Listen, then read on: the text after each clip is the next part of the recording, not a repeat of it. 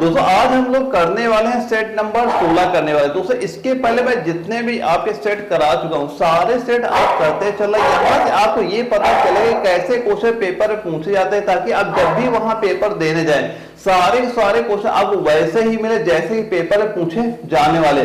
तो ये सारे क्वेश्चन सॉल्व करना और कमेंट बॉक्स में लास्ट में ये जरूर बताना है कितना आपका स्कोर यहाँ पे पहुंच रहा है। अगर आप इस समय ये मान चलो 35 क्वेश्चन तक सॉल्व कर पा रहे तो आपकी तैयारी ठीक ठाक चल रही और आपका एग्जाम बिल्कुल क्वालिफाई हो जाएगा। और दोस्तों जो कमेंट बॉक्स है ना, कमेंट बॉक्स जाएगा ना, एक एप्लीकेशन लिंक वहां पे दिया होगा जहां पे मैंने ऑलरेडी आपके 50 प्रैक्टिस सेट वहां पे डाल रखे, वो भी प्रैक्टिस सेट जरूर देना वहां, ताकि आपको ये पता चलता रहेगा कि जो ऑनलाइन आपका एग्जाम होता है वहां पे कैसे क्वेश्चन पूछे जाते हैं और हमें कैसे क्वेश्चन सॉल्व करने, ताकि हमारा टाइम भी वेस्ट ना हो और 60 मिनट के अंदर जो 50 क्वेश्चन होते हैं बड़ी आसानी से वहां सॉल्व कर सकें। तो कमेंट बॉक्स में जो लिंक दिया वहां से एप्लीकेशन डाउनलोड जरूर कर लीजिएगा। तो आइए स्टार्ट करते हैं आज के प्रैक्टिस सेट। ये सारे मैं जितने भी क्वेश्चन करा रहा हूँ सारे वही इंपॉर्टेंट करा रहा हूँ जो आपके पेपर में पूछे जा रहे हैं। दोस्तों यहाँ पे जितने मैं क्वेश्चन कराता हूँ सारे क्वेश्चन नोट करते भी चलना, और ये मान चलना सारे इंपॉर्टेंट वही क्वेश्चन करा रहा हूँ जो पेपर में आपके रिपीट होते हैं। हर सेट से आपके 2-3 क्वेश्चन बिल्कुल आपको देखने मिलेंगे। आप ये सारे सेट जरूर करना, अगर पहले वाले सेट ना करें वो भी सेट सारे सॉल्व कर लीजिएगा। और जो पहला हमारा क्वेश्चन आता है इसमें पूछा गया निम्नलिखित में से कौन सा विटामिन रक्त के थक्के बनाने में महत्वपूर्ण भूमिका आपका ये निभाता है। और ये जालंधर जडारो में क्वेश्चन आपका पूछा गया था आर्मी नर्सिंग असिस्टेंट के एग्जाम में। और जहां पे इसके 4 ऑप्शन दिए गए, पहला है विटामिन बी 12, दूसरा है विटामिन डी, तीसरा है विटामिन ए और चौथा है विटामिन ई। तो दोस्तों इसका राइट आंसर कितना हो जाए। दोस्तों एक बात और है, ये हमेशा काउंट करते चलना आपका स्कोर कितना हो रहा है। अगर इस समय आप 35 तक पहुंच रहे हैं तो बिल्कुल सही तैयारी आपकी चल रही है। तो सारे क्वेश्चन जब भी सॉल्व करना एक बार टिक करते चलना आपका स्कोर कितना पहुंच रहा है। तो इसका राइट आंसर कितना हो जाएगा, जिनका राइट आंसर यहाँ पे निकल के आ रहा है विटामिन बी 12 यानी ऑप्शन ए, जिनका भी आंसर आ रहा है उनका बिल्कुल राइट आंसर हमारा हो जाता है। और दोस्तों एक पॉइंट और बताना है, जो विटामिन बी 12 होता है इसका रासायनिक नाम क्या होता है, इसका रासायनिक नाम क्या होता है ये भी पेपर में पूछा जा चुका। नोट करना क्या होता है, साइनोकोबालामीन होता है। नोट कर लेना क्या होता है, साइनोकोबालामीन होता है, ये भी नोट कर लेना, ये भी एग्जाम में क्वेश्चन आपका पूछा जा चुका। इसका रासायनिक नाम क्या होता है, साइनोकोबालामीन होता है। और यह आपका एक ऐसा विटामिन होता है जिसमें क्या होता है, कोबाल्ट धातु आपका पाया जाता है और यह शरीर के स्वास्थ्य और संतुलित कार्य प्रणाली के लिए बेहद आवश्यक विटामिन आपका होता है। और यह आपका जो रक्त का थक्का होता है बनाने महत्वपूर्ण भूमिका भी आपका विटामिन बी 12 निभाता है। तो इसका राइट आंसर क्या हो जाएगा, ऑप्शन ए हमारा बिल्कुल राइट आंसर आपका हो जाता है। और 2 नंबर में पूछा जा रहा है कि आपको कैसे पता चलेगा कि कोई व्यक्ति 1 वर्ष पहले HIV से संक्रमित हुआ है। और ये क्वेश्चन कोल्हापुर जडारो में आपका क्वेश्चन पूछा भी गया था। और इन 4 ऑप्शन में बताना है कि राइट आंसर क्या होगा। और जो ये क्वेश्चन आपको कोल्हापुर जडारो में पूछा गया यही 4 ऑप्शन आपके वहां पे दिए गए थे। तो इसका राइट आंसर क्या हो जाएगा, जिनका आंसर आ रहा है ऑप्शन नंबर डी यानी रक्त में एंटी HIV एंटीबॉडी द्वारा, ऑप्शन डी इसका बिल्कुल राइट आंसर आपका हो जाता है। और दोस्तों कई बार आपके एग्जाम में ये क्वेश्चन भी पूछा गया जो आपका HIV होता है इसका फुल फॉर्म क्या होता है, इसका फुल फॉर्म भी नोट करना क्या होता है, ह्यूमन इम्यूनोडिफिशियंसी वायरस होता है। क्या होता है, ह्यूमन इम्यूनोडिफिशियंसी वायरस आपका इसका फुल फॉर्म HIV का आपका हो जाता है। और इसके बाद जो अगला क्वेश्चन आता है 3 नंबर आता है, इसमें पूछा जा रहा है इनमें से कौन सा रोग बेरी का एक लक्षण है। और ये नागपुर जडारो में क्वेश्चन पूछा गया। दोस्तों ये सारे वही प्रीवियस ईयर एग्जाम में क्वेश्चन पूछे गए जो अभी फिलहाल पेपर चल रहे हैं। यहाँ से आपको यह भी पता चलता रहे कि कैसे क्वेश्चन पूछे जा रहे हैं और हमें कैसे क्वेश्चन तैयार करने, ताकि जब भी पेपर देने जाएं बिल्कुल क्वेश्चन वहां पे नजर आपको आ जाएं। तो इनमें से कौन सा बेरी का एक प्रमुख लक्षण है। तो इन 4 ऑप्शन में बताना है कि राइट आंसर आपका क्या हो जाता है। तो इनमें जिनका आंसर आ रहा है कमजोर पेशियों और निम्न ऊर्जा, वो ऑप्शन सी हमारा बिल्कुल राइट आंसर आपका हो जाता है। और होता है क्या, जो हमारे शरीर में पर्याप्त मात्रा में जो आपका विटामिन थायमिन होता है, जिससे विटामिन बी की कमी से होने वाला रोग क्या होता है, बेरी बेरी आपका रोग हो जाता है। कौन से रोग से कमी होता है, विटामिन जो बी होता है इसकी कमी से कौन सा रोग होता है, बेरी बेरी रोग हो जाता है। और इसका रासायनिक नाम क्या होता है, थायमिन होता है। क्या होता है, वो आपका थायमिन आपका ये हो जाता है। और इसके लक्षण क्या होते हैं, कमजोर मांसपेशियां हो गई और ऊर्जा का क्षय होना, इस रोग के लक्षण होते हैं। और बेरी बेरी रोग के कुछ अन्य लक्षण भी आपके होते हैं, जैसे कि आपका क्या होता है, या पैरों में सूजन आ जाना, या दिल की जो धड़कन होती है तेज हो जाना, या पैरों में झुनझुनी होना, या उल्टी होना, या लकवा मार देना। ये सारे सारे लक्षण किसके होते हैं, जो बेरी बेरी आपका रोग होता है, ये सारे लक्षण इसी रोग के आपके हो जाते हैं। तो ऑप्शन सी हमारा बिल्कुल राइट आंसर आपका हो जाता है।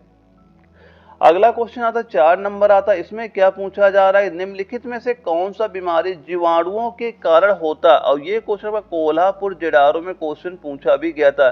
दोस्तों आपको जो जीवाणु होता है, एक विषाणु होता है, इनके कारण कौन सी बीमारियां होती, एक क्वेश्चन लगभग हर बार आपके आरबी नर्सिंग असिस्टेंट के एग्जाम में बिल्कुल पूछा गया है।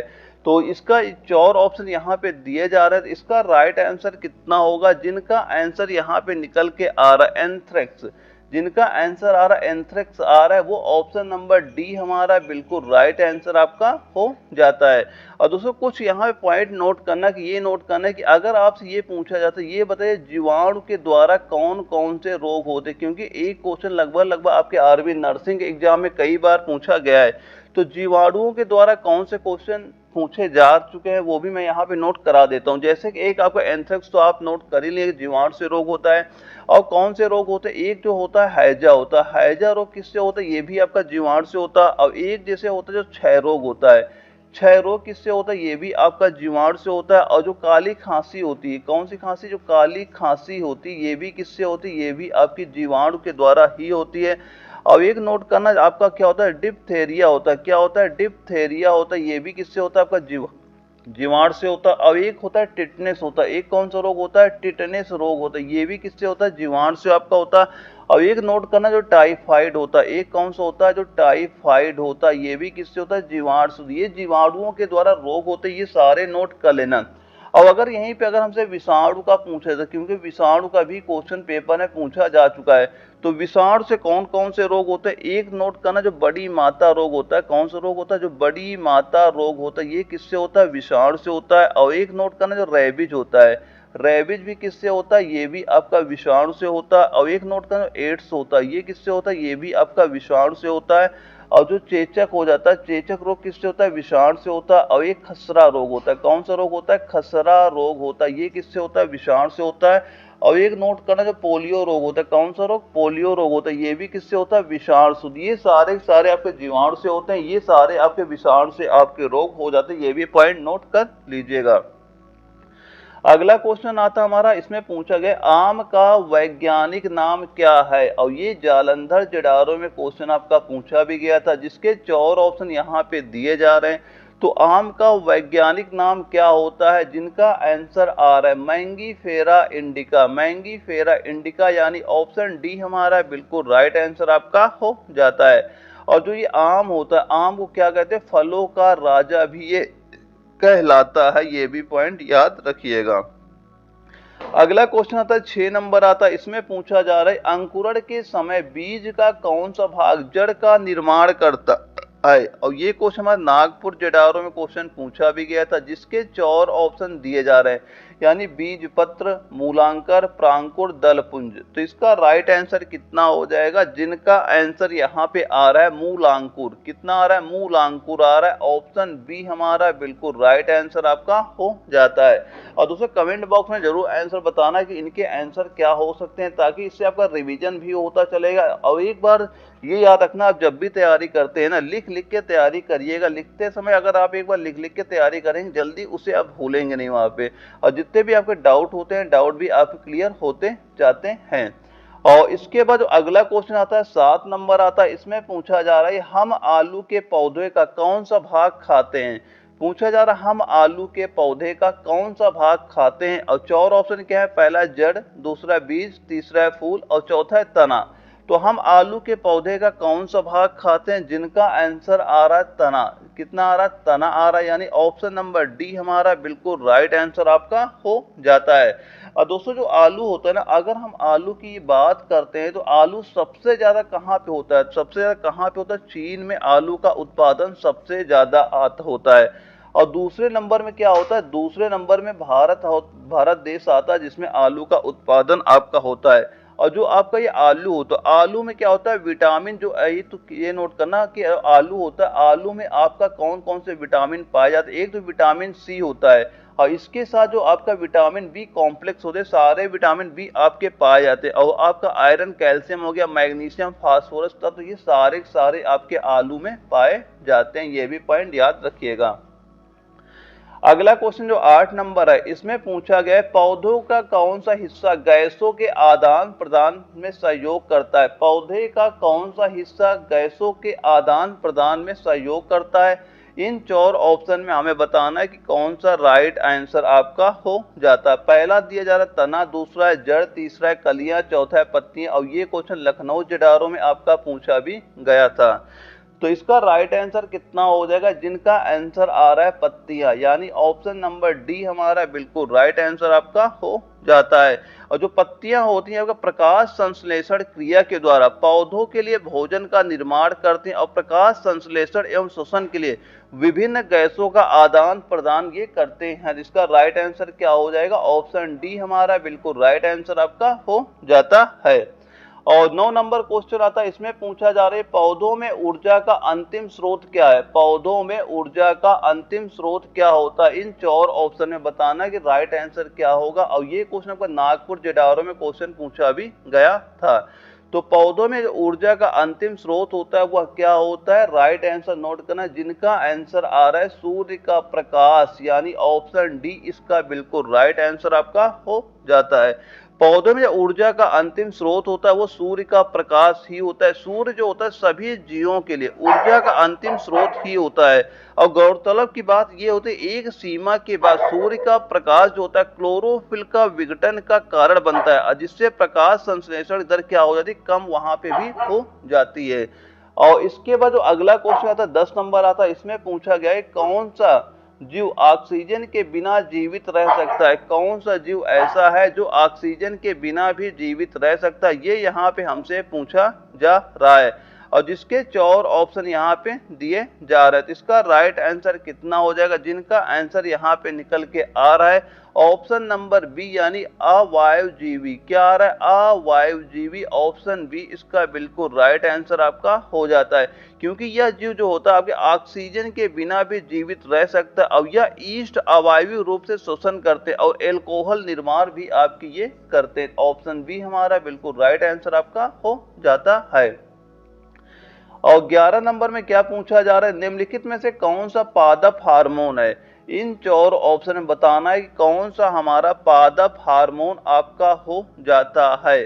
तो ये क्वेश्चन आपका नागपुर जेडारो में क्वेश्चन पूछा भी गया था। इसका राइट आंसर क्या हो जाएगा, वह होगा ऑक्सिन। क्या होगा, ऑक्सिन होगा। ऑप्शन नंबर डी इसका बिल्कुल राइट आंसर आपका हो जाता है, क्योंकि जो पादप हार्मोन होते हैं ये कौन कौन से होते हैं, एक तो आपका जो ऑक्सिन हो गया, और क्या होता है जो जिब्रेलिन भी हो जाता है, और साइटोकाइनिन भी होता है, और आपका क्या होता है एब्सिसिक एसिड भी होता है, और एथिलीन होता है। ये सारे सारे क्या होते हैं आपके पादप हार्मोन आपके ये कहलाते हैं। और जो ये ऑक्सिन क्या होता है, एक प्रकार का पादप हार्मोन सभी को पता ही होता है, और ये जो पौधों में क्या करते हैं, कोशिका विभाजन तथा कोशिका के दीर्घन में भाग लेते हैं, जबकि एस्ट्रोजन एवं थायरॉक्सिन जो होता है ये मानव हार्मोन्स में होते हैं। और पौधों में 5 प्रकार के जो हार्मोन पाए थे अभी हमने बताई दिए कौन कौन से होते हैं। पहला तो हो गया ऑक्सिन जो यहाँ पे दिया ही जा रहा है, और कौन सा होता है, एक आपका जिब्रेलिन से भी होता है, और साइटोकाइनिन भी होता है, और क्या होता है एब्सिटिक एसिड भी होता है, और एक एथिलीन भी आपका होता है वहां पे। और 12 नंबर में क्या पूछा जा रहा है, एंटीबायोटिक कवक से प्राप्त किया जाता है। इन 4 ऑप्शन में पूछा गया कि एंटीबायोटिक होता है ये कौन से कवक से प्राप्त आपका ये किया जाता है, ये यहाँ पे पूछा जा रहा है।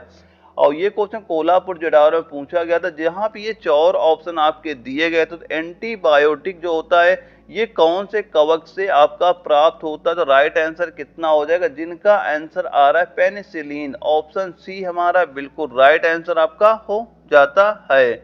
और इसके बाद जो अगला क्वेश्चन हमारा आता है 13 नंबर आता है, इसमें पूछा गया कि आनुवांशिक अभियांत्रिकी का दूसरा नाम क्या है? क्या पूछा गया है? आनुवांशिकी अभियांत्रिकी का दूसरा नाम क्या होता है? इन 4 ऑप्शन में बताना है कि राइट आंसर आपका क्या होगा। और ये क्वेश्चन आपका जालंधर जेडारो में क्वेश्चन आपका पूछा भी गया था। तो जिनका आंसर यहाँ पे निकल के आ रहा है पुनः संयोजक डीएनए प्रौद्योगिकी, ऑप्शन सी इसका बिल्कुल राइट आंसर हमारा हो जाता है। और इसके बाद जो अगला क्वेश्चन आता है 14 नंबर आता है, इसमें पूछा गया है कि थियोफ्रेस्टस को निम्न में से किसका जनक कहा जाता है? क्या पूछा जा रहा है? थियोफ्रेस्टस को निम्न में से किसका जनक कहा जाता है? दोस्तों ये जो जनक वाला क्वेश्चन होता है ये हमेशा आपके आर्मी नर्सिंग असिस्टेंट के एग्जाम में बायोलॉजी में एक क्वेश्चन यहाँ से बिल्कुल आपको देखने को मिल जाता है। और ये क्वेश्चन हमारा लखनऊ जडारो में क्वेश्चन पूछा भी गया था, और जिसके 4 ऑप्शन यहाँ पे दिए जा रहे हैं। तो थियोफ्रेस्टस को निम्न में से किसका जनक कहा जाता है? राइट आंसर क्या हो जाएगा? वह होगा वनस्पति विज्ञान।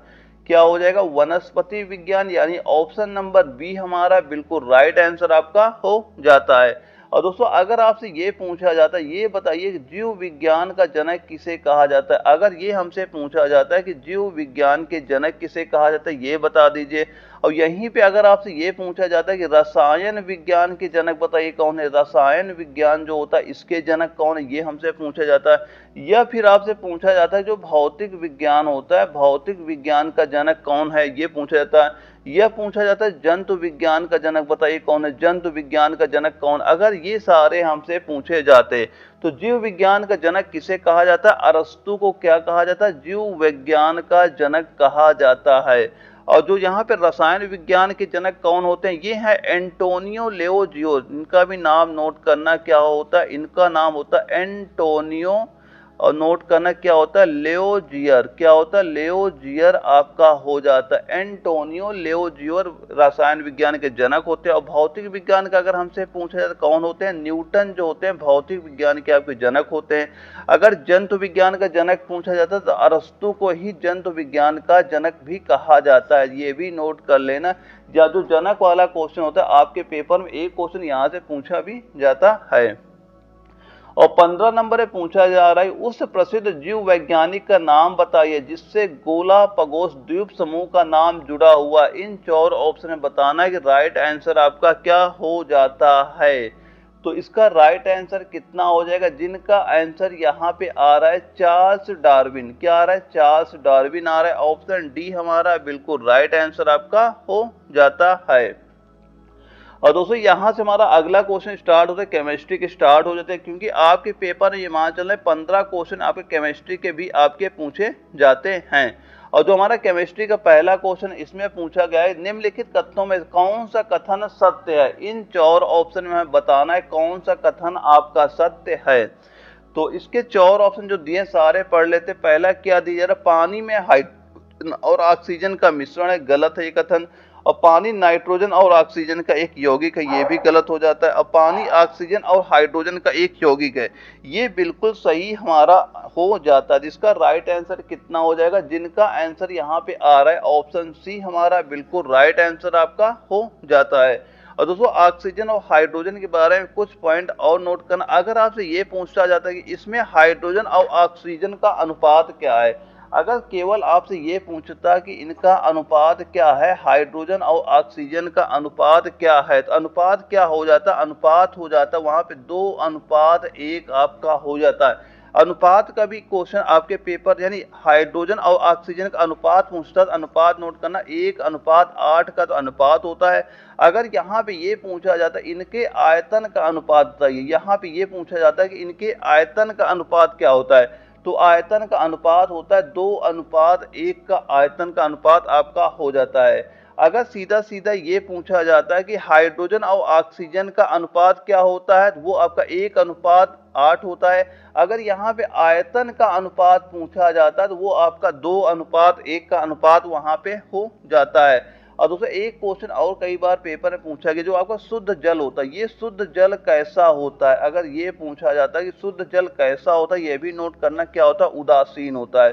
शुद्ध जल कैसा होता है, उदासीन होता है। क्योंकि ये किस वजह से उदासीन होता है, इसका जो पीएच मान होता है, जो शुद्ध जल होता है इसका पीएच मान कितना होता है, 7 होता है। क्या होता है, पीएच मान कितना होता है, 7 होता है। इस वजह से शुद्ध जल क्या होता है, उदासीन आपका हो जाता है। ये तीनों भी पॉइंट आप याद रखिएगा। और 17 नंबर अगला क्वेश्चन आता है, इसमें पूछा जा रहा है कि इनमें से कौन सा खनिज सबसे नरम है। इन 4 ऑप्शन में बताना है कौन सा खनिज ऐसा है जो आपका सबसे नरम है। और ये नागपुर जेडारो में क्वेश्चन हमारा पूछा भी गया था। तो इनमें से जिनका आंसर आ रहा है टेल्क, कितना आ रहा है, टेल्क आ रहा है, वो बिल्कुल राइट आंसर हमारा वहां पे हो जाता है। और ये बताइए दोस्तों, जो टेल्क दिया जा रहा है इसका रासायनिक सूत्र क्या होता है, ये भी नोट करना, क्या होता है, Mg3Si4, क्या होता है, Mg3Si4, और क्या हो जाएगा, O10 हो जाएगा, और OH का होल ट्वाइस, OH का क्या होता है, होल ट्वाइस। ये इसका रासायनिक सूत्र आपका हो जाता है। और दोस्तों एक दो पॉइंट और नोट करना, जैसे ये आपका जो संगमरमर दिया जाएगा इसका रासायनिक सूत्र आपका क्या होता है, इसको बोलते हैं क्या, कैल्साइड भी आपका ये बोला जाता है। इसका रासायनिक सूत्र क्या होता है, CaCO3, इसका रासायनिक सूत्र आपका ये हो जाता है। और दूसरे रासायनिक सूत्र में एक ये नोट करना, जो आपका जिप्सम होता है इसका कई बार पेपर में क्वेश्चन पूछा गया है, रासायनिक सूत्र का कई बार पूछा गया है। तो जो जिप्सम होता है इसका रासायनिक सूत्र भी नोट करना, क्या होता है, CaSO4 × 2H2O, क्या होता है, जिप्सम का रासायनिक सूत्र आपका ये हो जाता है।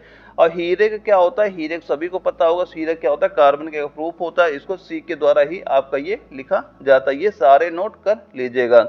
अगला क्वेश्चन जो आता है 18 नंबर आता है, इसमें क्या पूछा जा रहा है, निम्नलिखित में से कौन सा एक तत्व नहीं है। इन 4 ऑप्शन में बताना है कि कौन सा आपका एक तत्व यहाँ पे नहीं है। तो इसका राइट आंसर क्या हो जाएगा, जो यहाँ पे जिनका आंसर आ रहा है पानी, जिनका भी आंसर आ रहा है पानी, वो बिल्कुल राइट आंसर आपका हो जाता है। कितना राइट आंसर हो जाएगा, ऑप्शन नंबर डी हमारा बिल्कुल राइट आंसर आपका हो जाता है। और जो हीलियम होता है, कॉपर तथा ऑक्सीजन सभी तत्वों में आपका ये होता है। जबकि जो आपका पानी होता है, पानी क्या होता है, एक यौगिक होता है। जो पानी क्या होता है, पानी तो आपका क्या होता है, जो H2O होता है, ये क्या होता है, ये आपका एक यौगिक होता है। क्या होता है, एक यौगिक आपका हो जाता है। और यहाँ पूछा जाए तत्व पूछा जाए, लेकिन पानी क्या होता है, पानी हमारा एक यौगिक हो जाता है, जिस वजह से ऑप्शन नंबर डी हमारा बिल्कुल राइट आंसर आपका हो जाता है। और अगला जो क्वेश्चन आता है 19 नंबर आता है, इसमें क्या पूछ रहा है कि पदार्थ के कणों के बीच आकर्षण बल खाली स्थान में अधिकतम होता है। पदार्थ के कणों के बीच आकर्षण बल खाली स्थान में अधिकतम होता है। इन 4 ऑप्शन में बताना है किसमें आपका अधिकतम आपका हो जाता है। तो इसका राइट आंसर कितना हो जाएगा, जिनका आंसर यहाँ पे आ रहा है ऑप्शन नंबर सी, यानी तांबे की छड़ जो दी जा रही है, ऑप्शन सी हमारा बिल्कुल राइट आंसर आपका हो जाता है। क्योंकि गैसों के कणों के बीच जो आकर्षण बल सबसे कम किसमें, द्रव में, उससे ज्यादा आपका ठोस में सबसे ज्यादा आपका किसमें होता है, ठोस में है। और जो तांबे की छड़ होती है, कणों के बीच जो आकर्षण बल आपका क्या होता है, अधिकतम आपका हो जाता है। ऑप्शन सी हमारा बिल्कुल राइट आंसर यहाँ पे हो जाता है। अगला जो क्वेश्चन आता है 20 नंबर आता है, इसमें पूछा जा रहा है तो थर्मल बैटरी बनाने की दुनिया की पहली सुविधा का उद्घाटन कहाँ किया गया था। थर्मल बैटरी बनाने के दुनिया का पहली सुविधा का उद्घाटन कहां पर किया गया था। इन 4 ऑप्शन में बताना है कि राइट आंसर आपका क्या हो जाएगा। तो इसमें जिनका भी आंसर यहाँ पे आ रहा है आंध्र प्रदेश, ऑप्शन डी हमारा बिल्कुल राइट आंसर आपका हो जाएगा। आंध्र प्रदेश हमारा बिल्कुल राइट आंसर आपका हो जाता है, क्योंकि थर्मल बैटरी बनाने के दुनिया का पहली सुविधा का उद्घाटन आपका आंध्र प्रदेश में किया गया था। और अगर ये पूछा जाता है कब आंध्र प्रदेश में किया गया था, तो ये किया गया था आपका 6 अगस्त 2018 में आपका ये किया गया था। और इसके बाद जो हमारा अगला क्वेश्चन आता है 21 नंबर आता है, इसमें पूछा जा रहा है 2 या 2 से अधिक सेल के संयोजन को क्या कहा जाता है। 2 या 2 से अधिक जो सेलों का संयोजन होता है उसे क्या कहा जाता है। बैटरी कहते हैं, स्विच कहते हैं, बल्ब कहते हैं, फ्यूज कहते हैं, क्या कहते हैं। और ये क्वेश्चन हमारे दानापुर जडारो में आपका क्वेश्चन पूछा भी गया था। तो राइट आंसर क्या हो जाएगा, बैटरी, यानी ऑप्शन ए हमारा बिल्कुल राइट आंसर आपका हो जाता है। दोस्तों काउंट करते चलना आपका स्कोर कितना चल रहा है। अगर आप 35 तक क्वेश्चन फिलहाल इस समय कर पा रहे हैं तो आपकी तैयारी बिल्कुल सही चले, क्योंकि जो आपका फिजिकली कट ऑफ होती है ना, अगर आप 30 क्वेश्चन तक कर लेंगे फिजिकल के लिए नाम तो आपका आ जाता है, लेकिन फाइनल कट ऑफ के लिए कम से कम आपको 35 प्लस क्वेश्चन करने होंगे, तभी आपका जो फाइनल मेरिट आती है उसमें आपका नाम देखने को वहां पे मिल पाएगा। और 22 नंबर में क्या पूछा जा रहा है, उस वैज्ञानिक का नाम बताइए जिसने एक सिद्धांत का प्रतिपादन किया था कि इलेक्ट्रॉन एक धनावेशित गोले में धंसे हुए होते हैं। और ये क्वेश्चन हमारा जालंधर जेडारो में क्वेश्चन आपका क्वेश्चन पूछा भी गया था। इन 4 ऑप्शन बताना है कि राइट आंसर आपका क्या हो जाएगा। तो जिनका आंसर यहाँ पे आ रहा है जे थॉमसन, क्या आ रहा है जे थॉमसन आ रहा है, यानी ऑप्शन बी हमारा जिसका भी राइट आंसर आ रहा है वो बिल्कुल राइट आंसर हमारा हो जाता है। और अगला जो क्वेश्चन आता है 23 नंबर आता है, इसमें क्या पूछा गया है, निम्नलिखित में से कौन सा एक तत्व नहीं है। इन 4 ऑप्शन में बताना है कौन सा आपका एक तत्व आपका नहीं है। पहला दिया जा रहा है जर्मेनियम, दूसरा है ग्रेफाइट, तीसरा है सिलिकॉन और चौथा है सिलिका। और ये क्वेश्चन दानापुर जेडारो में क्वेश्चन आपका क्वेश्चन पूछा भी गया था। तो इनमें से कौन सा आपका तत्व नहीं है, तो यहाँ पे जो सिलिका दिया जा रहा है, तो सिलिका क्या होता है, आपका कोई तत्व आपका नहीं होता है, क्योंकि जो ये क्या होता है, ये आपका सिलिकॉन और ऑक्सीजन से एक बना आपका खनिज होता है। ये क्या होता है, एक खनिज होता है, इस वजह से ये आपका एक तत्व नहीं होता। और सिलिका का अगर रासायनिक सूत्र भी आपसे पूछा जाता है SiO2, ये क्या होता है, सिलिका का रासायनिक सूत्र आपका हो जाता है। तो ऑप्शन नंबर जो डी हमारा दिया जा रहा है, ऑप्शन डी बिल्कुल राइट आंसर हमारा हो जाता है। और अगला जो क्वेश्चन आता है 24 नंबर आता है, इसमें क्या पूछा जा रहा है, निम्नलिखित में से कौन सी मृदा के पोषक तत्वों जैसे कैल्शियम कार्बोनेट, मैग्नीशियम, पोटास और चूने से समृद्ध है। इन 4 ऑप्शन में बताना है कि राइट आंसर क्या आपका हो जाएगा। और ये क्वेश्चन आपका नागपुर जेडारो में क्वेश्चन आपका क्वेश्चन पूछा भी गया था। तो इसका राइट आंसर क्या हो जाएगा, जिनका आंसर आ रहा है यहाँ पे काली मृदा, क्या आ रहा है, काली मृदा आ रहा है। ऑप्शन ए हमारा बिल्कुल राइट आंसर आपका हो जाता है, क्योंकि काली मिट्टी में आपका कैल्शियम कार्बोनेट, मैग्नीशियम कार्बोनेट और पोटास एवं एल्यूमिनियम जो मात्रा होती है पर्याप्त मात्रा में आपकी पाई जाती है। और इस मिट्टी में होता है क्या, नाइट्रोजन, फास्फोरस व जैव तत्व की मात्रा क्या होती है, कम पाई जाती है आपकी। तो काली मिट्टी को क्या बोलते हैं, कुछ पॉइंट और नोट कर, ये भी क्वेश्चन कई बार पेपर में पूछा गया कि अगर पूछता है कि काली मिट्टी को और किस नाम से जानते हैं, किस नाम से जानते हैं, एक इसे रेंगुर मिट्टी भी बोलते हैं और कपासी मिट्टी के नाम से भी आपका ये जाना जाता है। ये भी पॉइंट इसके याद रखिएगा। अगला क्वेश्चन 25 नंबर आता है, इसमें पूछा जा रहा है जो सेंधा नमक का खनिज नाम क्या होता है। इन 4 ऑप्शन बताना है जो सेंधा नमक होता है इसका खनिज नाम क्या होता है। सेंधा नमक को खनिज नाम क्या होता है, राइट आंसर क्या हो जाएगा, हाइलाइट। क्या होता है, हाइलाइट होता है।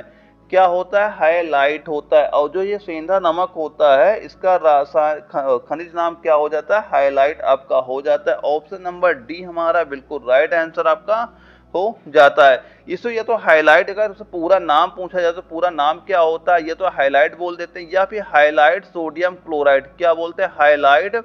और यह पूरा नाम क्या होता है, हाइलाइट सोडियम क्लोराइड। क्या होता है, सोडियम क्लोराइड इसका आपका पूरा नाम हो जाता है। और इसका अगर पूछा जाए इसका रंग कैसा होता है, ये आपका रंगहीन होता है, यह सफेद तरह का एक खनिज पत्थर है, जबकि कभी कभी आपका अन्य पदार्थों की इसकी मौजूदगी हो जाती है। और इसका रंग कैसा हो जाता है, हल्का नीला, जामुनी, गुलाबी या गाढ़ा या भूरा भी आपका हो जाता है। और जो आपका सेंधा नमक होता है इसका उपयोग कहाँ पे होता है, तो आयुर्वेदिक दवा बनाने में और दैनिक कार्यों में इसका सेवन आपका किया जाता है। सेंधा नमक का यूज यहाँ पे किया जाता है। अगला क्वेश्चन जो आता है 26 नंबर आता है, इसमें पूछा जा रहा है निम्न में से कौन सा ऊतक वृक्क नलिकाओं की भित्तियों का निर्माण करता है। निम्न में से कौन सा ऊतक वृक्क नलिकाओं की भित्तियों का निर्माण करता है। और ये लखनऊ जेडारो में क्वेश्चन पूछा गया था, जहां पे 4 ऑप्शन आपके दिए गए थे। तो इसका राइट आंसर कितना हो जाएगा, जिनका आंसर यहाँ पे आ रहा है उपकला ऊतक। क्या आ रहा है, उपकला ऊतक। जिनका भी आ रहा है ऑप्शन डी हमारा बिल्कुल राइट आंसर आपका हो जाता है। उपकला ऊतक वृक्को नलिकाओं की भित्तियों का निर्माण करता है और यह शरीर के अंदर आपका स्थित जो विभिन्न अंगों की बाहरी तथा भीतरी सतह का निर्माण करने वाले ऊतक का उपकला ऊतक आपका ये कहा जाता है। तो ये उपकला ऊतक समझ गए होंगे किसे आपका बोला जाता है। और ये लखनऊ जेडारो में क्वेश्चन आपका पूछा भी गया था। 27 नंबर में पूछा गया है कि परमाणु के भीतर न्यूट्रॉन तथा प्रोटॉन पर आरोपित बल क्या कहलाता है। परमाणु के भीतर न्यूट्रॉन तथा प्रोटॉन पर आरोपित बल क्या कहलाता है। कोल्हापुर JEE में ये क्वेश्चन हमारा पूछा भी गया था। तो इसका राइट आंसर नोट कर लेना। राइट आंसर कितना हो जाएगा, जिनका आंसर आ रहा है नाभिकीय बल, जिनका आंसर आ रहा है नाभिकीय बल, ऑप्शन ए हमारा बिल्कुल राइट आंसर आपका हो जाता है।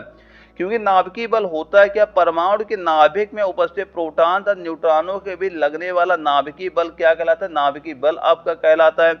और यहाँ पे जो दिया गया विद्युत स्थैतिक बल, ये क्या होता है, तो दो स्थिर बिंदु आवेशों के मध्य लगने वाला बल क्या होता है, वो आपका विद्युत स्थैतिक बल कहलाता है। यानी दो स्थिर बिंदु आवेशों के मध्य जो बल लगता है वो क्या कहलाता है, वो आपका विद्युत स्थैतिक बल आपका कहलाता है। और जो यहाँ पे गुरुत्वाकर्षण बल क्या होता है, दो या दो से अधिक पिंडों के बीच कार्य करने वाले पारस्परिक आकर्षण बल को गुरुत्वाकर्षण तथा उस पे उत्पन्न बल को गुरुत्वाकर्षण बल कहते हैं। जैसे कि चंद्रमा का पृथ्वी के चारों परिक्रमा करना कौन सा बल होता है, वो गुरुत्वाकर्षण बल आपका वहां पे हो जाता है।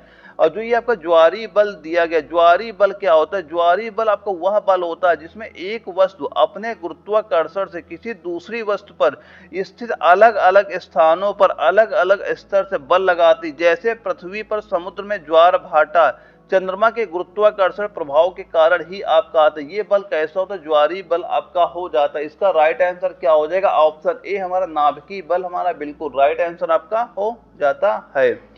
अगला क्वेश्चन आता है, निम्नलिखित में से किसका प्रयोग नाभिकीय रिएक्टर में विखंडन ईंधन के रूप में आपका किया जाता है। और जालंधर JEE में ये क्वेश्चन पूछा भी गया था और जिसके 4 ऑप्शन हमारे यहाँ पे दिए जा रहे हैं। तो इसका राइट आंसर क्या हो जाएगा, यूरेनियम 235 जो हमारा दिया जा रहा है, यानी यूरेनियम 235 जो हमारा दिया जा रहा है, ये बिल्कुल राइट आंसर हमारा हो जाता है। यानी ऑप्शन नंबर बी इसका बिल्कुल राइट आंसर हो जाता है। और अगला जो क्वेश्चन आता है 29 नंबर आता है, इसमें क्या पूछा जा रहा है, इसमें पूछ रहा है कि N2 के अणुओं में क्या होता है। इन 4 ऑप्शन में बताना है कि जो हमारा N2 के अणुओं में क्या होता है। तो इसके 4 ऑप्शन दिए जा रहे हैं, जिसका राइट आंसर नोट कर लेना। राइट आंसर कितना हो जा रहा है, जिनका आंसर यहाँ पे आ रहा है नाइट्रोजन के दो परमाणुओं के बीच तिहरा बंध, नाइट्रोजन के 2 परमाणुओं के बीच तिहरा बंध जो यहाँ पे दिया गया है, ऑप्शन नंबर डी इसका बिल्कुल राइट आंसर हमारा हो जाता है। और जो आपका ये नाइट्रोजन होता है, ये आवर्त सारणी के कौन से समूह में आता है, ये कौन से समूह में आता है, समूह में नोट करना कौन से समूह में आता है, जो 15वां समूह होता है ये उसमें आ जाता है। और ये क्या होता है, ये आधार तत्व होता है। जो नाइट्रोजन क्या होता है, नाइट्रोजन आपका एक क्या होता है, आधार तत्व होता है। ये भी याद रखना कि नाइट्रोजन क्या होता है, एक आधार तत्व आपका हो जाता है। और यह आपका रंगहीन गंधहीन स्वादहीन गैस जो पृथ्वी के वायुमंडल में सबसे अधिक मात्रा में आपका ये पाया जाता है। और सभी जीवित पदार्थों का आपको ये एक घटक भी होता है। अगर आपसे ये पूछा जाता है कि नाइट्रोजन के 2 परमाणुओं के बीच इसमें कैसा बंध होता है, कैसा बंध होता है, इसमें तिहरा बंध आपका होता है। अगर ये पूछा जाए आपसे जो नाइट्रोजन होता है, नाइट्रोजन की खोज किसने की थी, अगर आपसे ये पूछा जाता है जो नाइट्रोजन होता है इसकी खोज किसने की थी, तो नाइट्रोजन की खोज किसने की थी, ये की थी डेनियल रदरफोर्ड ने। किसने खोज की, नोट करना क्या नाम हो जाएगा, डेनियल रदरफोर्ड ने इसकी खोज की थी। रदरफोर्ड ने इसकी नाइट्रोजन की खोज की थी। और कब की थी इसकी खोज, 1772 ईस्वी में नाइट्रोजन की खोज की गई थी। और किसने खोज की थी, डेनियल रदरफोर्ड ने इसकी खोज की थी। और अगला जो क्वेश्चन आता है 30 नंबर आता है, इसमें पूछा जा रहा है फास्फोरस के एक परमाणु में कितने संयोजी इलेक्ट्रॉन होते हैं। फास्फोरस के एक परमाणु में कितने संयोजी इलेक्ट्रॉन होते हैं, इन 4 ऑप्शन में बताना है कि राइट आंसर आपका क्या हो जाता है। तो इसका राइट आंसर क्या हो जाएगा, जिनका आंसर यहाँ पे निकल के आ रहा है ऑप्शन नंबर डी, यानी 5 जिनका भी आंसर आ रहा है वो बिल्कुल राइट आंसर हमारा हो जाता है। तो इसका राइट आंसर क्या हो जाएगा, ऑप्शन नंबर डी हमारा बिल्कुल राइट आंसर आपका हो जाता है। क्योंकि जो फास्फोरस होता है, अगर इसका ये पूछा जाता है इसका ये बताओ परमाणु संख्या क्या होती है, इसकी जो फास्फोरस होता है परमाणु संख्या कितनी होती है, तो परमाणु संख्या भी आपकी इसकी 15 आपकी हो जाती है। अगर इसका ये पूछा जाता है ये बताओ इसका इलेक्ट्रॉनिक विन्यास क्या होता है, अगर ये पूछा जाता है इसका इलेक्ट्रॉनिक विन्यास कितना होता है, वह क्या होता है 1s2 और फिर क्या हो जाएगा 2s2 हो जाएगा, फिर क्या हो जाएगा sp6 हो जाता है और फिर क्या होता है 3s2 हो जाएगा, फिर क्या हो जाएगा ये हो जाएगा 3p3। क्या हो जाएगा 3p3। ये इसका आपका इलेक्ट्रॉनिक विन्यास आपका हो जाता है। इसके संयोजक कक्ष में इलेक्ट्रॉन कितने होते हैं? आपके 5 इलेक्ट्रॉन आपके ये उपस्थित होते हैं। तो इसका राइट आंसर कितना हो जाएगा? जो ऑप्शन डी हमारा दिया जा रहा है ये बिल्कुल राइट आंसर हमारा हो जाता है। और दोस्तों इसके बाद क्या होता है, हमारा यहाँ से स्टार्ट हो जाता है फिजिक्स वाला हमारा स्टार्ट हो जाता है। और आगे पेपर है 5 क्वेश्चन आपके फिजिक्स के भी यहाँ पे पूछे जाते हैं। और 31 नंबर पे पूछा जा रहा है कि हमारा रेजिस्टेंस टेस्ट का यूनिट क्या है। पूछा जा रहा है का यूनिट क्या है, और ये दानापुर जडावर में क्वेश्चन हमारा पूछा भी गया था, और जिसके 4 ऑप्शन यहाँ पे दिए जा रहे हैं। तो जो पूछा जा जो रेसिस्टेंस का यूनिट क्या होता है, तो क्या हो जाएगा? राइट आंसर हो जाएगा ओम। यानी जिनका भी आंसर यहाँ पे ओम निकल के आ रहा है ऑप्शन सी हमारा बिल्कुल राइट आंसर आपका हो जाता है। वहीं पे दोस्तों अगर ये पूछा जो एम्पियर होता है, एम्पियर किसका मात्रक आपका हो जाता है? किसका मात्रक क्या होता है? विद्युत धारा का होता है। ये भी नोट करना है किसका होता है? विद्युत धारा का मात्रक क्या होता है? आपका एम्पियर होता है। और जो यहाँ पे वाट दिया जा रहा है ये किसका मात्रक होता है? ये आपका जो शक्ति होता है, शक्ति का मात्रक क्या होता है? वाट आपका हो जाता है। और जो वोल्ट होता है ये किसका मात्रक होता है? जो विभवांतर यहाँ पे दिया जा रहा है, जो विभवांतर यहाँ पे दिया गया ये किसका मात्रक होता है? वोल्ट का मात्रक आपका हो जाता है। ये भी पॉइंट लिख लेना। और अगला जो क्वेश्चन आता है इसमें पूछा जा रहा है जो टैकोमीटर का प्रयोग क्या मापता है? जो टैकोमीटर का प्रयोग क्या मापता है? इन 4 ऑप्शन में बताना है कि राइट आंसर आपका क्या हो जाएगा। और ये नागपुर जडावर में क्वेश्चन पूछा भी गया था। तो इसमें जिनका आंसर निकल के आ रहा है चक्कर प्रति मिनट, यानी जो आरपीएम निकल के आ रहे हैं चक्कर प्रति मिनट, ऑप्शन ए हमारा बिल्कुल राइट आंसर आपका हो जाता है। और अगला जो क्वेश्चन आता है हमारा 33 नंबर आता है। इसमें पूछा जा रहा है पानी के अंदर की वस्तुओं का पता लगाने के लिए किस यंत्र का उपयोग किया जाता है? और ये जालंधर जडावर में क्वेश्चन हमारा पूछा भी गया था। तो इसका राइट आंसर नोट कर लेना। राइट आंसर कितना हो जाएगा? वह हो जाएगा सोनार। क्या हो जाएगा? सोनार। यानी ऑप्शन सी हमारा बिल्कुल राइट आंसर आपका हो जाता है, क्योंकि इसका उपयोग होता है कहाँ? पानी के अंदर वस्तुओं का पता लगाने में किया जाता है। और यह होता है साउंड नेविगेशन एंड रैंकिंग के संक्षिप्त रूप आपका ये हो जाता है। ये भी पॉइंट इसका याद रख लेना। और दोस्तों यहाँ पे जो आपका लेजर दिया जाए, अगर लेजर के बारे में कुछ पूछा जाता है सबसे पहले ये बताइए जो लेजर होता है लेजर की खोज किसने की थी? ये बताइए जो लेजर होता है इसकी खोज किसने की थी? तो इसकी खोज की थी, नोट करना, एक वैज्ञानिक थे टी.एस. मेमन। यानी नोट करना क्या हो जाएगा? टी.एस. मेमन एक वैज्ञानिक थे। कौन थे? टी.एस. मेमन एक नाम के वैज्ञानिक थे जिन्होंने आपके लेजर की खोज वहां पे की थी। और इसका फुल फॉर्म क्या होता है? Light amplification of stimulated emission of radiation, इसका आपका संक्षिप्त रूप होता है। और इसका उपयोग कहाँ पे होता है? जो लेजर है इसका उपयोग कहाँ पे होता है?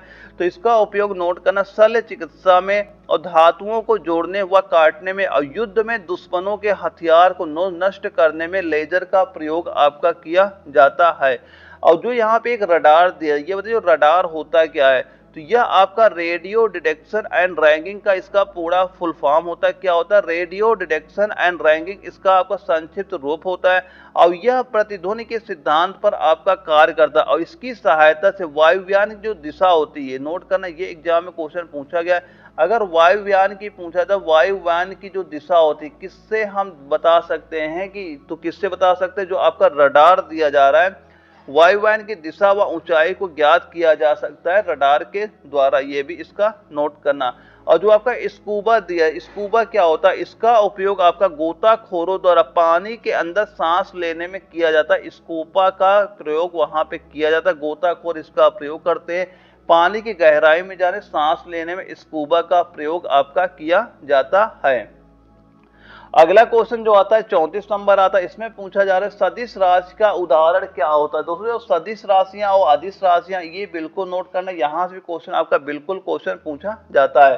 तो इसमें बताइए जो सदिश राशि इनमें से आपकी कौन से, ये यहाँ पे पूछा जा रहा है। तो सदिश राशि इनमें से कौन सी हो जाएगी? जो यहाँ पे वेग दिया जा रहा है, वेग कैसी राशि है? वेग आपकी सदिश राशि आपकी ये हो जाती है। तो यहाँ पे कुछ जो नोट कर लेना, कुछ सदिश राशियां भी लिख लेना जो पेपर में कई बार आपकी पूछी गई हैं। तो जो नोट करना क्या होता है सदिश राशियां, पहला तो वेग तो यहाँ पे दिया ही गया है। और इसके बाद नोट करना जो आपका विस्थापन होता है, विस्थापन कैसी राशि होती है? विस्थापन आपकी एक सदिश राशि हो जाती है। और जो आपका त्वरण होता है, त्वरण कैसी राशि होती है, ये भी आपकी कैसी होती है, सदिश राशि की आपकी हो जाती है। और इसके बाद कुछ नोट कर, जो आपकी अदिश राशियां कौन कौन सी होती है, अदिश राशियां भी नोट कर लेना कौन कौन सी होती है। जैसे जो आपका द्रव्यमान होता है, द्रव्यमान कैसी राशि होती है, द्रव्यमान आपकी ये अदिश राशि हो जाती है। और जो ताप है, ताप कैसी राशि है, अदिश राशि होती है। और जो लंबाई होती है, लंबाई कैसी राशि होती है, अदिश राशि होती है। और जो चाल होता है, चाल कैसी राशि होती है, ये भी आपकी अदिश राशि हो जाती है। ये अदिश राशि नोट करना, ये कई बार रिपीट हो चुके हैं क्वेश्चन आपके पेपर में। अगला क्वेश्चन आता है 35 नंबर आता है, इसमें पूछा जा रहा है यदि कोई वस्तु वृत्ताकार पथ पर घुमाई जाती है तो उस पर किया गया कार्य क्या होता है। यदि कोई वस्तु वृत्ताकार पथ पर घुमाई जाती है, उस पर किया गया कार्य क्या होता है। तो उस पर किया गया कार्य क्या होता है, शून्य हो जाता है। क्योंकि अगर कोई पिंड मान लो यहाँ घूमना स्टार्ट करता है, घूमना स्टार्ट कर रहा है, अगर वृत्ताकार पथ पर ही घूम रहा है तो वो बार बार उसी स्थान में आपका बार बार लौट के आता रहेगा, उसका कार्य क्या हो जाता है, शून्य आपका हो जाता है। यानी ऑप्शन नंबर ए हमारा बिल्कुल राइट आंसर यहाँ पे हो जाता है। और इसके बाद दोस्तों क्या होता है, हमारा जीके का स्टार्ट हो जाता है। जीके टोटल आपके पेपर में कम से कम ये मान चलो 10 क्वेश्चन आपके पेपर में जीके के पूछे जाते हैं। और यहाँ मैं जीके वही क्वेश्चन करा रहा हूँ जो क्वेश्चन की आपके पेपर में कई बार रिपीट हो चुके, वही सारे इंपॉर्टेंट क्वेश्चन मैं जीके के यहाँ पे कराऊंगा। और जो पहला क्वेश्चन है इसमें पूछा गया, यमुना नदी के तट पर दीनपनाह शहर की नींव किसने रखी थी। और ये कोल्हापुर जडारो में क्वेश्चन पूछा गया था। और इन 4 ऑप्शन में बताना है कि राइट आंसर आपका क्या हो जाएगा। तो इसका राइट आंसर क्या हो जाएगा, जिनका आंसर यहाँ पे आ रहा है हुमायूं, यानी जिनका आंसर आ रहा है हुमायूं, ऑप्शन सी हमारा बिल्कुल राइट आंसर आपका हो जाता है। क्योंकि यमुना नदी के तट पर जो ये दिल्ली होता, दीनपनाह शहर की नींव हुमायूं ने रखी थी। और मुगल सल्तनत के दूसरे बादशाह हुमायूं ने 1533 में दीनपनाह की स्थापना की थी। ये भी इनका पॉइंट याद रखिएगा। इसका राइट आंसर क्या हो जाएगा, हुमायूं जो दिया जा रहा ऑप्शन सी हमारा बिल्कुल राइट आंसर आपका हो जाता है। और अगला क्वेश्चन 37 नंबर आता है, इसमें पूछा जा रहा है शेर शाह ने ग्रांड ट्रंक रोड इनको जोड़ने के लिए बनवाई थी। शेर शाह ने ग्रांड ट्रंक रोड किनको जोड़ने के लिए बनवाई थी। इन 4 ऑप्शन में बताना है कि राइट आंसर आपका क्या हो जाएगा। तो राइट आंसर क्या हो जाएगा, आगरा को सासाराम से जोड़ने के लिए ग्रांड ट्रंक रोड, जिसे हम जीटी रोड से के नाम से जाने जाते हैं, इसका निर्माण करवाया था। ऑप्शन सी हमारा बिल्कुल राइट आंसर आपका हो जाता है। और इसके बाद अगला क्वेश्चन आता है 38 नंबर आता है, इसमें पूछा गया भारतीय इतिहास का कौन सी घटना 1526 में घटित हुई थी। इन 4 ऑप्शन में बताना है कि राइट आंसर आपका क्या हो जाएगा। तो इसका राइट आंसर क्या हो जाएगा, पानीपत का प्रथम युद्ध। कितना राइट आंसर हो जाएगा, पानीपत का प्रथम युद्ध हो जाएगा। और यह युद्ध हुआ कब था, यह युद्ध हुआ था आपका 21 अप्रैल को। कब हुआ था, 21 अप्रैल 1526 को यह युद्ध हुआ था। ये बाबर तथा अफगानी शासक इब्राहिम लोदी के मध्य हुआ था। किसके मध्य हुआ था, ये आपका बाबर तथा अफगानी शासक इब्राहिम लोदी के मध्य लड़ा गया था, जिसमें आपका इब्राहिम लोदी की बुरी तरह पराजित हुई थी। तो ये भी पॉइंट याद कर लीजिएगा। और अगला क्वेश्चन हमारा आता है 39 नंबर आता है, इसमें क्या पूछा गया कि राज्यसभा के सदस्य का कार्यकाल कितने वर्ष का होता है। राज्यसभा के सदस्य का जो कार्यकाल होता है ये कितने वर्ष का आपका होता है। इन 4 ऑप्शन में बताना है कि राइट आंसर आपका क्या हो जाता है। तो कितने वर्ष का होता है, 6 वर्ष का होता है। इसका आंसर तो सभी को पता ही होगा। राइट आंसर क्या हो जाएगा, ऑप्शन नंबर सी हमारा बिल्कुल राइट आंसर आपका हो जाता है। अगर यहाँ पे ये पूछा जाए जो राज्यसभा के जो सदस्य होते हैं इनकी न्यूनतम उम्र क्या होती है, न्यूनतम उम्र यानी कब तक, ये मान लो कितनी न्यूनतम उम्र होती कि राज्यसभा के सदस्य वहां पे बन सकें, तो वहां पे राइट आंसर क्या हो जाएगा, 30 वर्ष होनी चाहिए। तो वहां पे राइट आंसर क्या होता है, 30 वर्ष हमारा हो जाता है। अगला क्वेश्चन आता है हमारा 40 नंबर आता है, इसमें पूछा जा रहा है कि एफडीआई का विस्तारित रूप क्या है। एक फुल फॉर्म का क्वेश्चन इस बार भी आपके पेपर में देखने को बिल्कुल मिलने वाला है।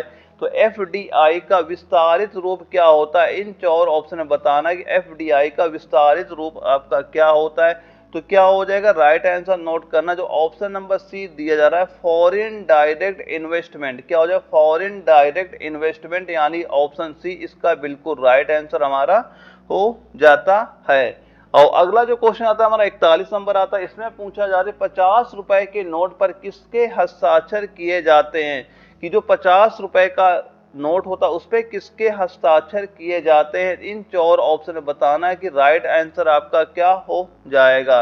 तो दोस्तों इसका राइट आंसर क्या हो जाएगा, गवर्नर रिजर्व बैंक। किसके हस्ताक्षर होते हैं, गवर्नर रिजर्व बैंक के हस्ताक्षर होते हैं। ऑप्शन ए हमारा बिल्कुल राइट आंसर आपका हो जाता है, क्योंकि रिजर्व बैंक ऑफ इंडिया 1 रुपए के सिक्के या नोटों के अन्य और जितने भी मूल्य के सिक्के होते हैं सभी में क्या होते हैं, गवर्नर के हस्ताक्षर होते हैं। क्योंकि जो आपका चाहे 1 रुपए का सिक्का हो चाहे 1 रुपए का नोट हो, इसके अतिरिक्त जितने भी आपके सिक्के होते हैं और जितने भी आपके नोटें होते हैं सब में किसका सिग्नेचर होता है, गवर्नर ऑफ रिजर्व बैंक का जो होता है उसका सिग्नेचर आपके वहां पे होते हैं। और इसके बाद हमारा अगला क्वेश्चन आता है 42 नंबर आता है। इसमें पूछा जा रहा है कंगारू इस देश के राष्ट्रीय प्रतीक है, यानी जो कंगारू होते हैं इस देश के राष्ट्रीय प्रतीक होते हैं, ये यहाँ पे पूछा जा रहा है। तो कंगारू किस देश के राष्ट्रीय प्रतीक होते हैं, इसका राइट आंसर क्या हो जाएगा, ऑस्ट्रेलिया। क्या हो जाएगा, ऑस्ट्रेलिया हो जाएगा। ऑप्शन डी हमारा बिल्कुल राइट आंसर आपका हो जाता है। और ये क्वेश्चन आपका नागपुर जेडीआरओ में क्वेश्चन आपका पूछा भी गया था। और 43 नंबर में पूछा जा रहा है माघ मेला खालिस्तान के दिन शुरू हुआ था। जो माघ मेला आपका है किस दिन आपका ये शुरू हुआ था, ये यहाँ पे पूछा जा रहा है। तो माघ मेला कब शुरू होता है, तो इसका राइट आंसर क्या हो जाएगा, वह होगा मकर संक्रांति। क्या हो जाएगा, मकर संक्रांति, यानी ऑप्शन नंबर ए हमारा बिल्कुल राइट आंसर आपका हो जाता है। और लखनऊ जेडीआरओ में ये क्वेश्चन आपका पूछा भी गया था। 44 नंबर में पूछा जा रहा है जोग प्रपात किस नदी पर स्थित है। इंपॉर्टेंट क्वेश्चन, ये कई बार आपके एग्जाम में क्वेश्चन रिपीट हो चुका है। तो जोग प्रपात किस नदी पर स्थित है, ये यहाँ पे पूछा जा रहा है। तो ये इसका राइट आंसर नोट करना, पहले राइट आंसर क्या हो जाएगा, सोन नदी हो जाएगा। क्या हो जाएगा, सोन नदी आपका जो यहाँ पे दिया जा रहा है, सोन नदी नहीं, इसका हो जाएगा शरावती नदी। क्या हो जाएगा, शरावती नदी हो जाएगा। क्या हो जाएगा, शरावती नदी। यानी जोग प्रपात किस नदी पर स्थित है, ये आपकी शरावती नदी पर आपकी ये स्थित हो जाएगी। और यहीं पे अगर राज्य पूछता है, ये शरावती नदी जो है किस राज्य में है, तो राज्य कौन सा हो जाता है, कर्नाटक राज्य। क्या हो जाता है, कर्नाटक राज्य के शिमोगा जिले में शरावती नदी पर आपका ये स्थित है। और यहाँ पे अगर इसका जोग जो प्रपात इसकी ऊंचाई पूछी जाती है, इसकी ऊंचाई हाइट क्या है, तो हाइट क्या हो जाती है आपकी 253 मीटर आपकी इसकी ऊंचाई आपकी ये हो जाती। ये भी पॉइंट याद रखें। और जिसे क्या कहते हैं, जिसे राजा या घोड़े की नाल भी कहा जाता है, इसे क्या कहते हैं, इसे राजा क्या बोल दे, चाहे राजा बोल दे या घोड़े की नाल भी आपके नाम से ये जाना जाता है। मेन पॉइंट यही है, जोग प्रपात आप किस नदी पे स्थित है, ये आपके शरावती नदी पे स्थित और किस राज्य में है, ये कर्नाटक राज्य में। अगर इसकी हाइट पूछा जाए तो क्या होती है, 253 मीटर इसकी हाइट होती है। और ये पूछा जाए ये किस तरह दिखती है, जो घोड़े की नाल होती है इस तरह ये दिखती है। ये सारे पॉइंट आप इसके नोट कर लीजिएगा।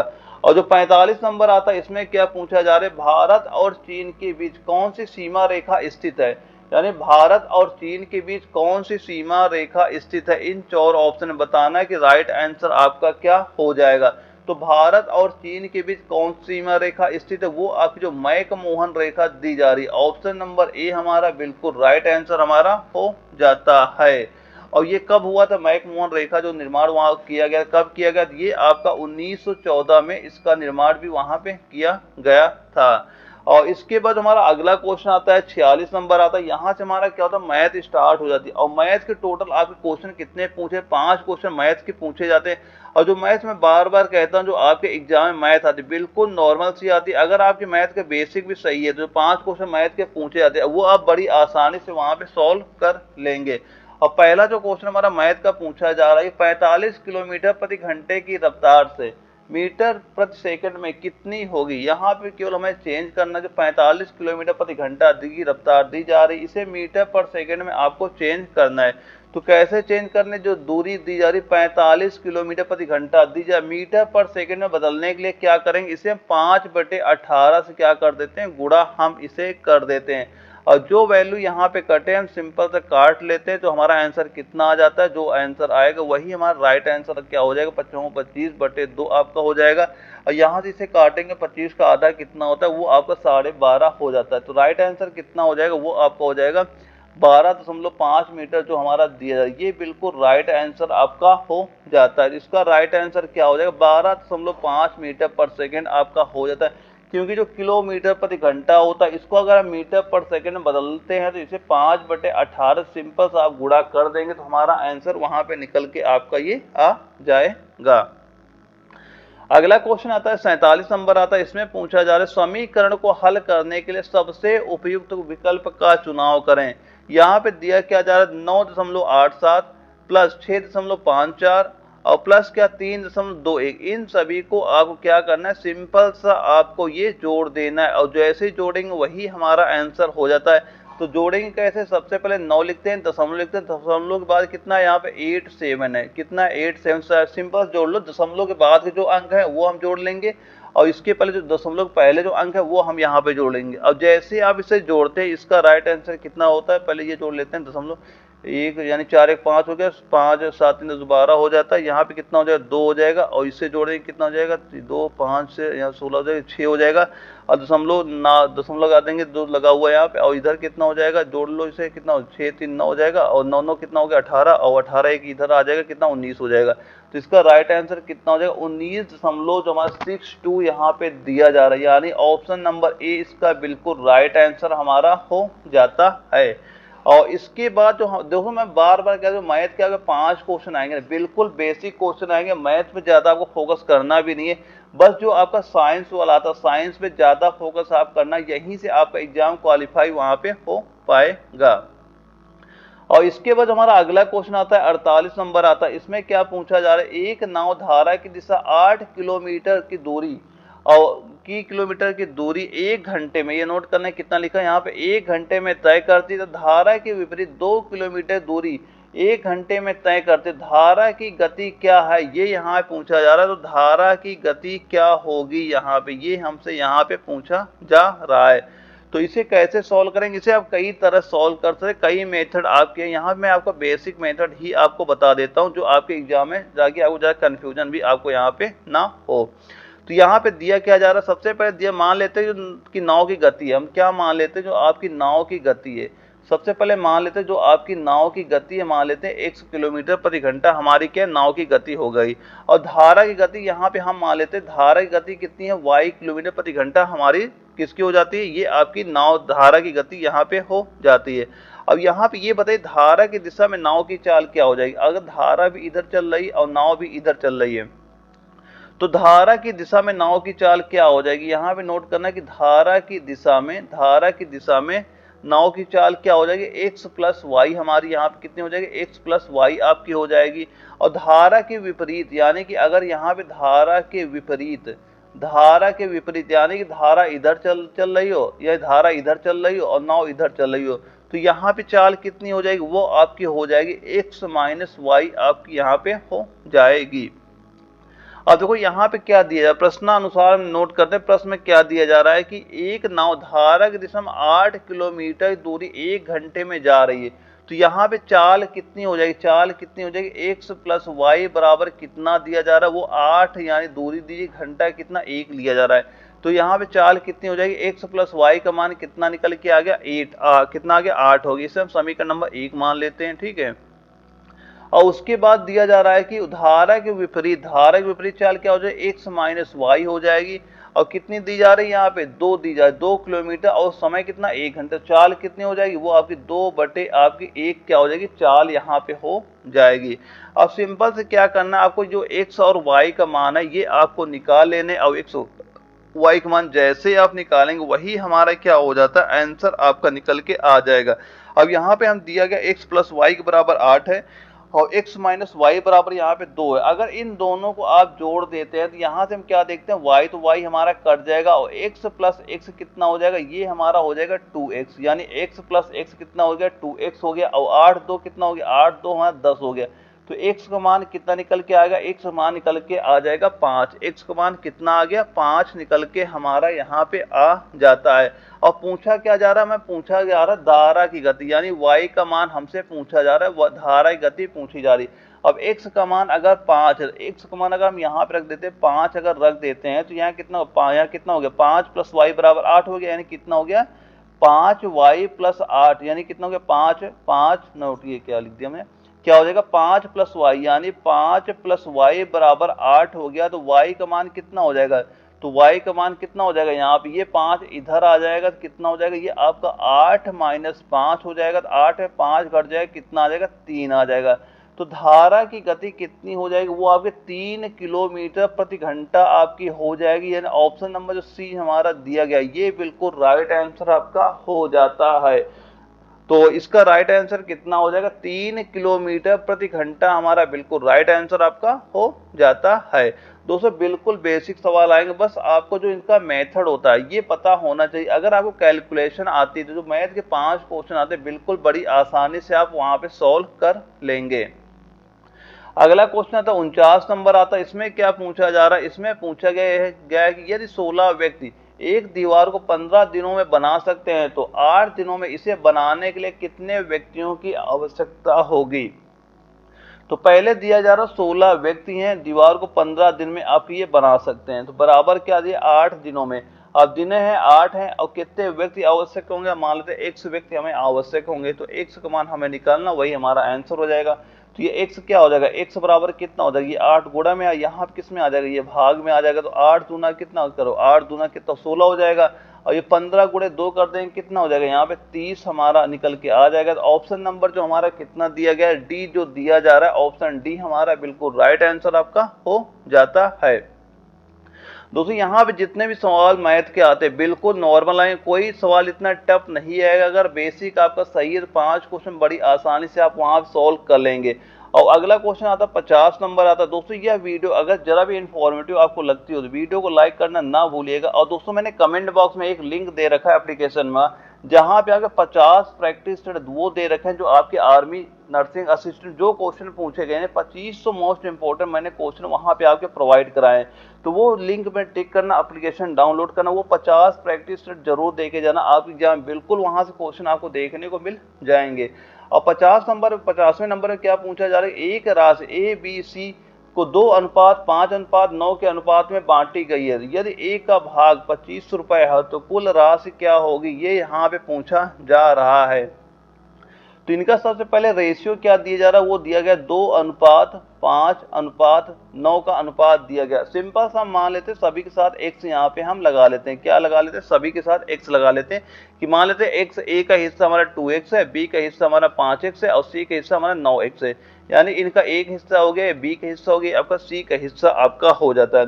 और यहाँ पे दिया क्या जा रहा है, यहाँ पे दिया जा रहा है कि अगर a का भाग यानी जो 2x दिया गया है, यानी जो 2x का भाग कितना, ये 25 रुपए, कितना भाग है 25 रुपए, तो x का भाग कितना होगा, x का भाग क्या होगा, भाग कर देंगे, इससे कितना आ जाएगा, 2 से इसे काटेंगे कितना आ जाएगा, ये आ जाएगा 1250 आपका ये निकल के आ जाता है। और यहाँ पे हमसे पूछा गया ये बताओ कुल राशि क्या होगी। तो अगर हम 2x 5x और 9x जोड़ेंगे कितना हो जाएगा, 5 2 7x हो जाएगा, और 7x और प्लस 9 करेंगे कितना हो जाएगा, ये आपका 16x हो जाता है। तो कुल भाग हमारा 16x है। और अभी हमने x का मान निकाला, कितना निकाला, 1250 अभी हमने निकाला है। तो कुल भाग कितना हो जाएगा, ये हो जाएगा 16 गुणे 1250, यहाँ पे हम कर देते हैं। अब जैसे आप इसको गुणा करें कितना आ जाएगा, ये आ जाएगा आपका 20,000 आ जाएगा। कितना गुणा करेंगे कितना आ जाएगा, ये हो जाएगा 20,000 आपका हो जाएगा। यानी जो ऑप्शन नंबर ए हमारा यहाँ पे दिया जा रहा है ये बिल्कुल राइट आंसर हमारा हो जाता है। दोस्तों ये वीडियो को लाइक करना ना भूलिएगा। अगर आप चैनल नए हो चैनल सब्सक्राइब कर लीजिएगा ताकि आगे चल के आपको इस तरह की वीडियो मिलते रहें। ओके दोस्तों, मिलते हैं अगले वीडियो में, तब तक के लिए जय हिंद।